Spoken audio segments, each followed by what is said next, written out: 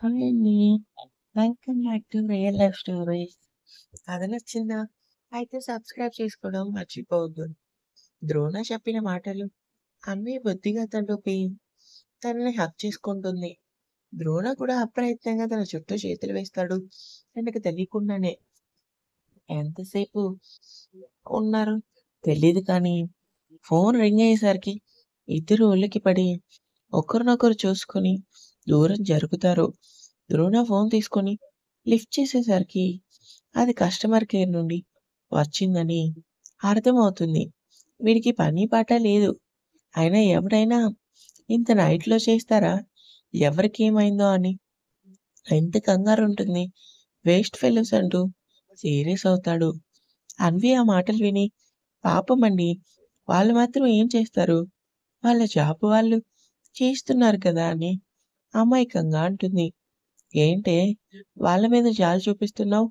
అంటే నేను నీకు ఎలా కనబడుతున్నాను? రాక్షసుల్లా కనిపిస్తున్నానా అని కోపంగా అంటాడు. అంటానికేముంది? మీరు నిజంగానే రాక్షసుడు కదా అనుకుని, అయ్యో! ఎంత మాట అన్నారండి. నేను అలా అంటానా? అంటూ అన్వి అమాయకంగా చెప్పేసరికి ద్రోణ సీరియస్‌గా ఏం నటిస్తున్నావే? సావిత్రి గారిని మించిపోయావు. ఏంటే నేను నిజంగానే రాక్షసుడినా? అయిపోయాను. ఈ మహానుభావుడికి నా మనసులో ఏమనుకుంటానో ఇట్టే తెలిసిపోతుందని మర్చిపోయాను అనుకోని ఇన్నోసెంట్‌గా ఫేస్ పెట్టి అది కాదండి అనబోతుంటే నీకు పనిష్మెంట్ ఇవ్వాల్సిందే అంటాడు ద్రోణ.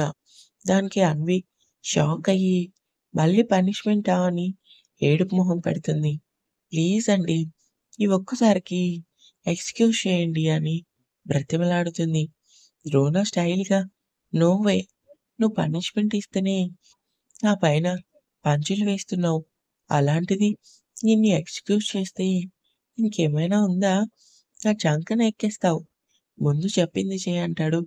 చేతులు కట్టుకొని ద్రోణ వైపు చూస్తుంది. ఈ నైట్ మొత్తం నువ్వు నిద్రపోకూడదు అని ద్రోణ బాంబు పేలుస్తాడు. అప్పటికే నిద్రమత్తులో ఉన్న అన్వి షాక్ అయ్యి ఈయనేంటి ఇలా అనేశారు అనుకొని ప్లీజ్ అండి ఇప్పటికే ఫుల్ నిద్రొస్తుంది. అతి కష్టం మీద కంట్రోల్ చేసుకుంటున్నా. మీరిలా అనటం అన్యాయం అండి. తప్పదు హనీ. నీకంతలా నిద్రొస్తే ఒక పని చెయ్యి అంటాడు ద్రోణ. అన్వి ఏంటన్నట్టుగా చూస్తుంది. బెడ్ పై తనని కూర్చోబెట్టి తన ఒడిలో తలపెట్టి పడుకొని ఇప్పుడు నీకు నిద్ర రాదు. ఒకవేళ నిద్రొస్తే చెప్పు. అప్పుడు వేరే పనిష్మెంట్ ఇస్తా. అన్వి భయంగా ఇప్పుడు ఒప్పుకోకపోతే ఇంకేం చేస్తాడో అనుకుని వద్దు వద్దు అంటుంది. గుడ్ అని అలాగే అన్వి ఒడిలో పడుకుంటాడు. కొద్దిసేపటికి అన్వి అలాగే వెనక్కి వాలి నిద్రపోయిందో లేదో కానీ హనీ అని వినిపించేసరికి ఉలిక్కిపడి లేస్తుంది. కంగారుగా ద్రోణ వైపు చూసేసరికి అతను తన నడుం చుట్టూ చేతులు వేసి నిద్రపోతూ కనిపిస్తాడు.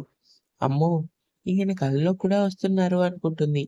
ద్రోణ వెచ్చని శ్వాస తన నడుంకి తాకి తన పెదాలు టచ్ అయ్యి కానట్టుగా టచ్ అయ్యేసరికి ఒక్కసారిగా గుండె జల్లుమంటుంది. అంత ఏసీలో కూడా తనకి చెమటలు పట్టేస్తాయి. గుట్కలు మింగుతూ సారీని నడుం దగ్గర కవర్ చేసి ద్రోణ ఫేస్‌ని కొంచెం దూరం జరుపుతుంది. ద్రోణ కొద్దిగా కదులుతూ అన్వికి కొంచెం దగ్గరగా జరిగి నిద్రలోనే చిన్నగా నవ్వుతాడు. నిద్రలో ఉన్న ద్రోణాన్ని చూసి "నా నాకు నిద్ర లేకుండా చేసి ఎలా పడుకున్నారో చూడు" అని కోపంగా పళ్ళు నూరుతూ ద్రోణ వైపు చూస్తుంది. నిద్రలో నవ్వుతున్న ద్రోణ ఫేస్ చూడగానే తన ఫేస్‌లో కోపం పోయి నవ్వు వస్తుంది. "ఏం మాయ చేస్తావయ్యా మొగుడా! మిమ్మల్ని కోపంగా ఏదైనా అన్నామంటే మీ నవ్వు చూస్తే చాలు కోపం పోయి ఆ ప్లేస్‌లో నవ్వొస్తుంది" అని ద్రోణ బుగ్గలు చిన్నగా లాగి నుదుటిపై చిన్నగా ముద్దు పెడుతుంది. లైబ్రరీలో బుక్ టేబుల్‌పై పెట్టి బుక్‌లో లీనమైపోయి మరీ చదువుతున్నాడు తారక్. తన ముందున్న బుక్‌ని ఎవరో లాక్కునేసరికి కోపమొచ్చి పైకి చూసుకోవడం అంతకంటే ఎక్కువ కోపంగా చూస్తున్న తరుణం చూసి షాక్ అయి లేస్తాడు. ఇదేంటి ఇంత కోపంగా ఉంది అనుకుని తన వైపు అలాగే చూస్తాడు. తరుణి స్టైల్‌గా చేతులు కట్టుకొని సీరియస్‌గా నేను చెప్పింది ఏం చేశావంటుంది. ఆ మాటకి తారక్ తనకి తెలిసినా కావాలని ఏం చెప్పావంటూ అయోమయంగా చూస్తున్నట్టు యాక్ట్ చేస్తాడు.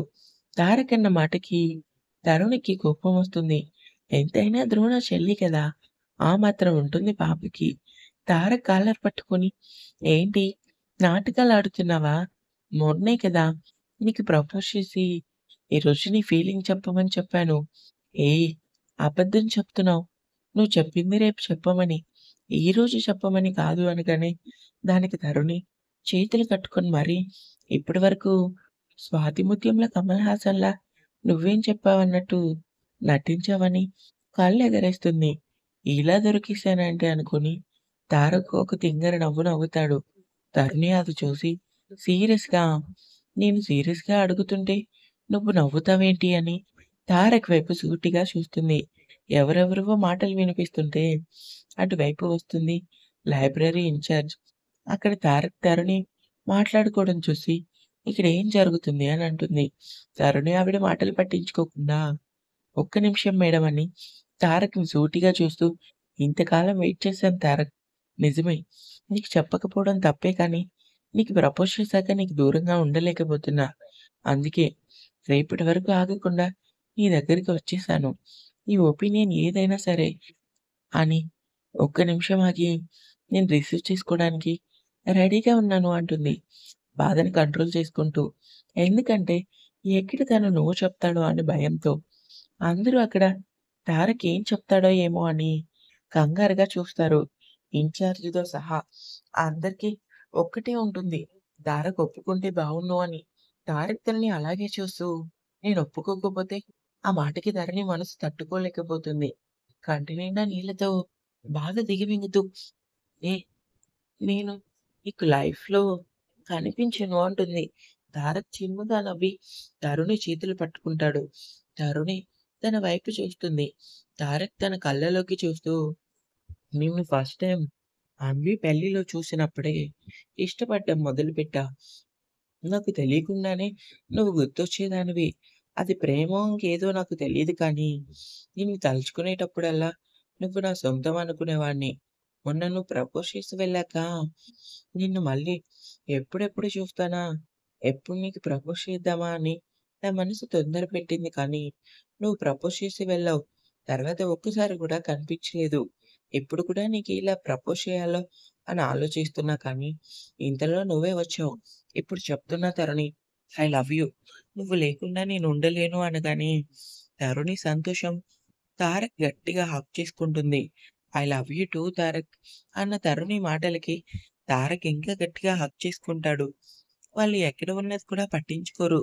వాళ్ళ క్లాప్ సౌండ్ వినిపించడంతో తేరుకొని ఇద్దరు దూరం జరిగి చుట్టూ చూస్తారు.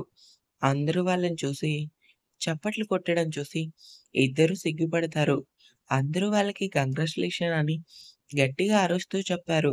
లైబ్రరీ ఇన్‌చార్జ్ అలవాటుతో సైలెన్స్ అయినేసరికి అందరూ సైలెంట్ అయిపోతారు. ఇన్‌చార్జ్ ఇద్దరికీ కంగ్రాట్స్ చెప్తుంది. తర్వాత బాబు మీరిక్కడే ఉంటే లైబ్రరీ కాస్త పార్క్ అయ్యేలా ఉంది. సో, ప్లీజ్ అని రిక్వెస్ట్ చేసేసరికి తారక్, తరుణి ఇద్దరూ చిన్నగా నవ్వుకొని సారీ చెప్పి అక్కడి నుండి వెళ్ళిపోతారు.